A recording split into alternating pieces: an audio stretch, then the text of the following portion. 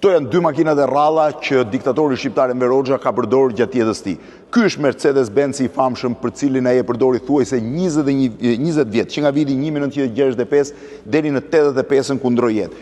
Ishte Benz i prodhuar vetëm 2600 kopje në të gjithë botën, që në atë kohë konsideroi niveli më i lartë i makinave në botë. Është ky Mercedes që po shihni këtu, po të hyni në pjesën e tij të brendshme, mund të dalloni që ka një sër, e para është automatik, ka ajër të kondicionuar, ka një sër pajisjesh të cilat sot mund duke normale, por që për kohën ishin të jashtëzakonshme, ka tharsen e xhamave, është i gjithë me velut dhe me lëkurë të nivelit më të mirë të mundshëm. Xhamat janë elektrik, pra mund t'i përdorësh këtu përmes sistemit elektrik, ndërkohë që në pjesën e pasme ka edhe një sistem komandimi në të cilën tregon, sot janë të shtrira, që tregon se si makina mund të shtrihet se dile janë mbrapa dhe mund të përdorësh edhe për ajrin e kondicionuar. Në atë pjesë aty është edhe një radio shumë interesante që përdoret për komunikime, po deri tani nuk e di ende.